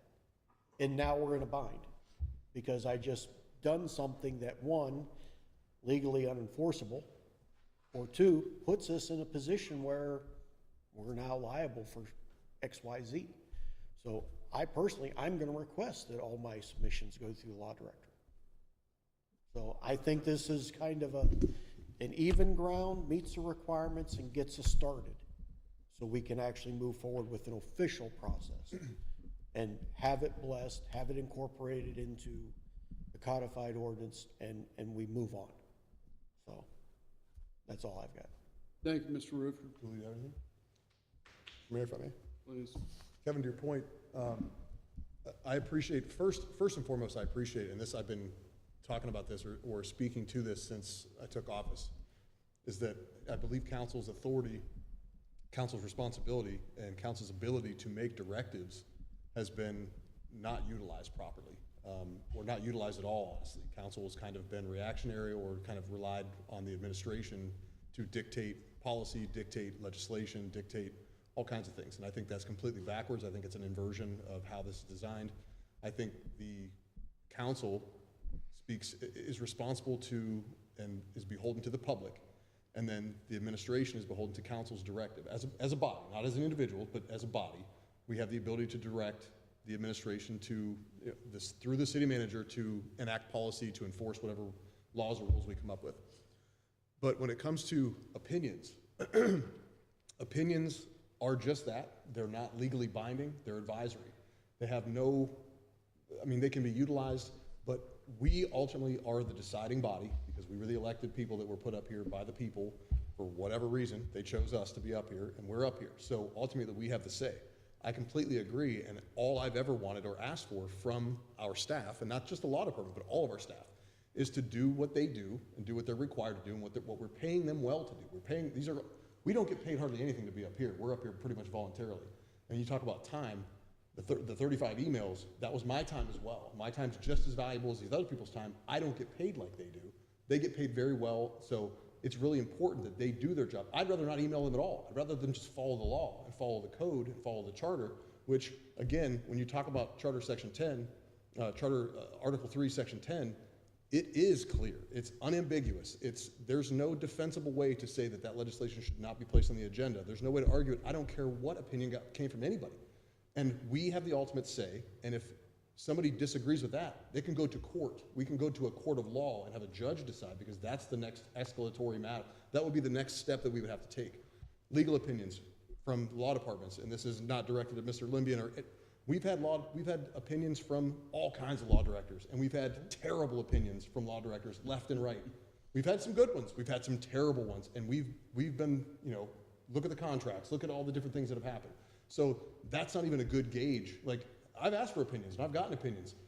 Whether I like them or not, they're just opinions. I have to decide. Ultimately, we have to be the ones that decide. And we can't shirk that responsibility or, not do that responsibility. We have to act. We have to be the body that we're elected to be, and that's our responsibility. I want to rely on my law department, on my legal review, but in this instance, not only was the legislation not placed on the agenda at all, but there was no review. There was no evidence of any review. It was just used as a ploy to say, you can't put your legislation on because it's under review.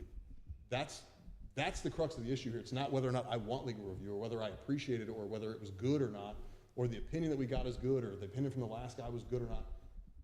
We get to decide, and the administration has no authority whatsoever vested in them or delegated to them that I'm aware of that gives them the ability to intercede, to be in the middle, and to say, to give the veto power to say who can and who can't.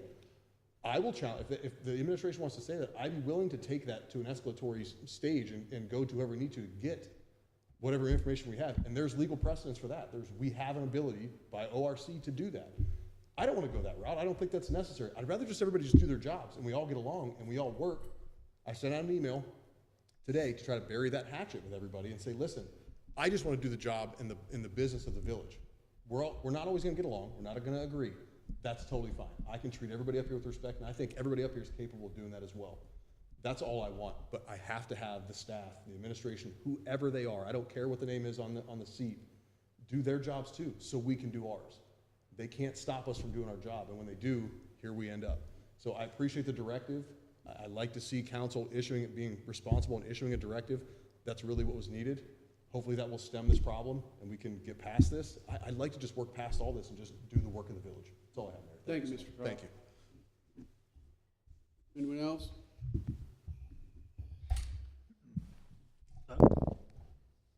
Mr. Exiotis? Yes. Mr. Crop? Yes. Mr. Rufner? Yes. Ms. Stemper? Yes. Pass 4-0. Public comments? We have another motion, sir. Got another motion yet? We have a motion, which was added by Mr. Crop, a motion to authorize the expenditure through the Finance Department of up to $430 for registration and lodging related to attendance at the Youngstown Warren Regional Chamber Drive-In Meeting in Columbus, Ohio on March 10th and 11th from properly appropriated funds. I'll make the motion. Second. Mr. Exiotis and Mr. Crop. Mr. Mayor, if I may. Please. I've spoken on this a number of times, and I try to go through the proper channels. I've requested permission per ORC because our charter and our administrative code is silent on how this procedure works. I attempted to go through the finance department, also the city manager and the mayor as well. Ultimately, by ORC, the city manager and or the mayor can authorize and get permission for an individual member of council to expend appropriated funds. And this motion is not to spend any money that's not already appropriated. There's a budget line item in our council budget that allows for this for meetings and such. And I've already communicated with the finance director that these funds are available and appropriated in this line item for this expenditure up to this amount. That's why I picked this particular amount. This amount would cover a registration fee and a one night in a Holiday Inn hotel in downtown Columbus, right near the State House, for a Youngstown Warren Regional Chamber event that's called the Drive-In Columbus, to have multiple opportunities to meet with state legislators, excuse me. I believe multiple other regional representatives as well. I believe up to 100 different representatives will be in attendance, and the state legislature for there's a reception on the 10th, and then there's a full slate itinerary for the next day of multiple opportunities to meet with state legislators, talk about capital budget projects, to get basically just advocacy, to go down and advocate on behalf of the village. I'm willing to do that. I would like to do that. And I've actually had communications with the city manager. I'm a little disappointed, and of course she's not here tonight to talk to.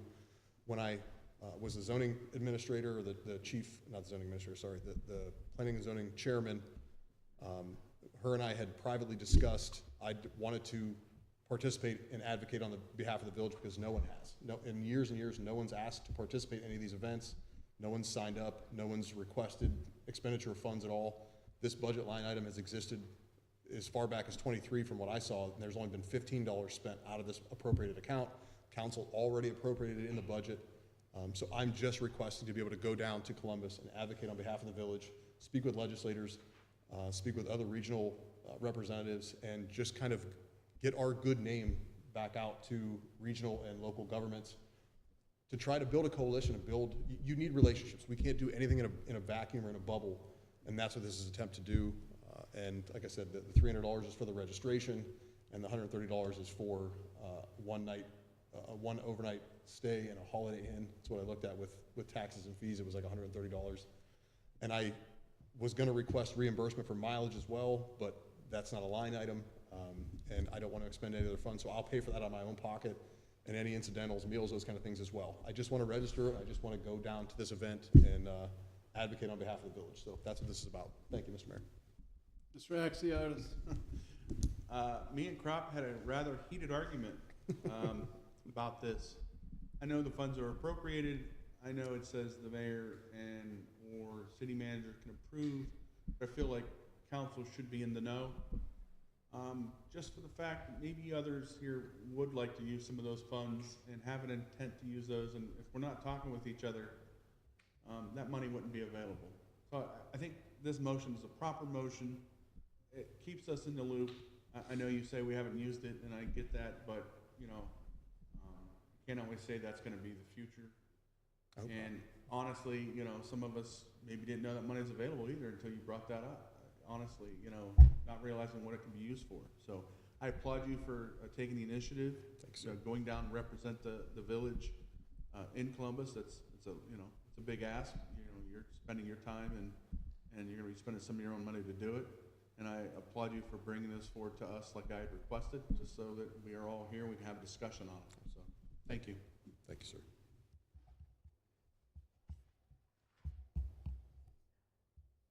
Ms. Stimpert, Yes. Mr. Rufner, Yes. Mr. Crop, Yes. Mr. Axiotis. Yes. Pass 4-0.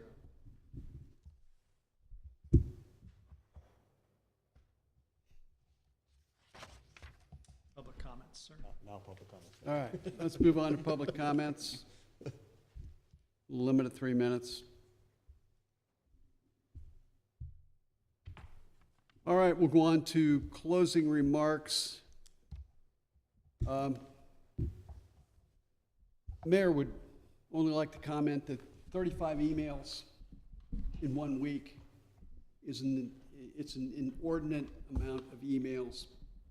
The city is run like a business, and if there is issues, we should be able to distill this down into a reasonable amount of requests. And also, when we refer to staff, council as a body is going to refer to staff as our. It's not I or me. Staff is part and parcel to this council, and it is an R or a we. It's not a my, a me, or an I. So I encourage council that if you have an issue, find the means to distill this down into a reasonable amount of time so that the city can operate and take care of the things that are important, the day-to-day operations. The city is no different than a business. I'll turn that over to council. Mr. Axiotis, sir. Yeah, as a closing remark, I'm gonna go back to the planning and zoning meeting we had yesterday. You talked about having the staff and ability for people to do their jobs effectively. One of the pieces of legislation that were brought to planning and zoning yesterday was the rental inspection agreement that was proposed. I pointed out a glaring issue. The proposal that was put forth before planning and zoning was requiring rental units to be licensed every year. I think it was a $25 fee. And in that licensure, it required an inspection. And that sounds great on paper until you actually think about the practicality of it all. If the city's 60% rentals, and I believe there's about 1,700 actual residences in the city, you're looking at over 1,000 houses that need inspected every year. You have one zoning inspector. He's going to be doing, on an average, of at least 5 units every single day, which leaves him no time to do anything else. It's extremely impractical. So either you're going to have to hire more help, or realistically, it cannot be every year. That was one of the main hangups I pointed out during that meeting yesterday that I don't think anybody took into consideration. It is a massive amount of houses. So somebody has to look at that. I don't know where that came from. I don't know who drew that up. I'm assuming it was the city manager. I don't know. I'm just bringing it forth for discussion, my comments for people to think about if it comes to us. But it's unrealistic to have 1,000 houses inspected every year by one person. It just can't happen. It's impossible. Thank you, Mr. Axiotis. Thank you. Mr. Crop? Mr. Mayor, thank you, I appreciate it. Just real quick to Mr. Axiotis, to make my final remarks. I did a request through the city clerk to find out if there have been any zoning reports. By charter, the zoning administrator, the zoning department is forced to, or is required to provide a report to council every month. I asked for zoning reports from the clerk, and he responded back that there are none. There are no official reports, and the minimum in those reports are to be zoning activity, fees collected, and permit applications. Those were the minimums of the report. So it's hard for council to know what actions need to be taken or those kind of things to that point as far as a rental agreement and the type of activity that's happening in the zoning department and the need for maybe a potential another employee or an actual zoning inspector under the zoning administrator to be able to go out and do those things daily so the zoning administrator can do his job. Those kind of things. Very helpful to have those types of reports. And I'll follow up also to the mayor's point as far as the number of emails. I agree that the city is a business. It's, in all intents and purposes, it is a multi-million-dollar corporation, and we are the board. And we have employees that work for us. We work for the public. We work for the people. There is no number of emails that are allowed or permitted. There's no cutoff, and those number of emails were more reflective of the fact that answers weren't given, that no one would respond with actual information and provide the things requested. That's why the volume of emails, and again, my time is valuable to me as well. I don't want to spend my time sending emails after emails after emails. I would just like the staff to do their jobs and provide the information that's requested. And by charter, you're right, it's not I or me. We are a body and we act as a body. But we also have duties. And for me to do my duty as the Ward 1 representative, I need information. And I have the right and the privilege of asking the staff and department heads to provide me with reports and information individually. I don't need to go through the council body to get information. I can request information. At no point did I make any directives or tell anybody what to do or how to do it or when to do it. All I asked for is information, and I got stonewalled every step of the way. So I don't want to be chastised for the amount of emails that I send, because I'm going to send as many emails as I need to get the information that I'm by law allowed to have. And you made a comment earlier about AI. I don't think anybody rode a horse to work today. I don't think anybody would complain about their cell phones that they have. I don't think they're ringing people up and doing the little dial thing. They don't send carrier pigeons anymore. I don't think anybody here, all this paper that's printed out here, nobody wrote this with a quill and ink. So a tool is a tool is a tool. I don't think anybody has a hammer at their house. It's a rock on a stick.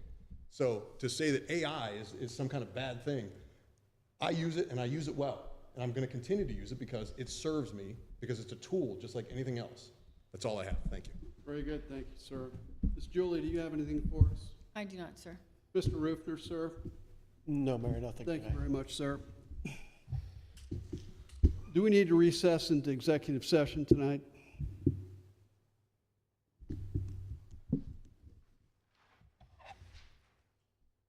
Move to adjourn. I'll make Second. Mr. Crop and second. Ms. Semper, Yes. Mr. Rufner, Yes. Mr. Axiotis, Yes. Mr. Crop. Yes. Pass 4-0, 7:59.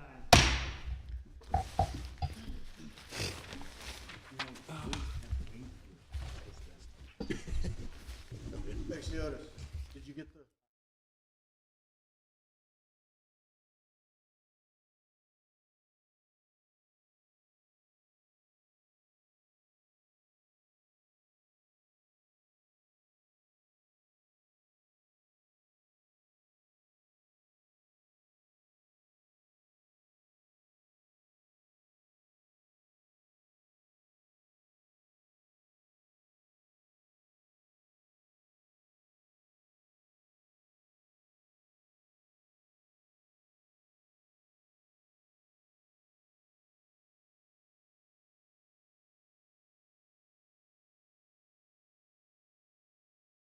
I need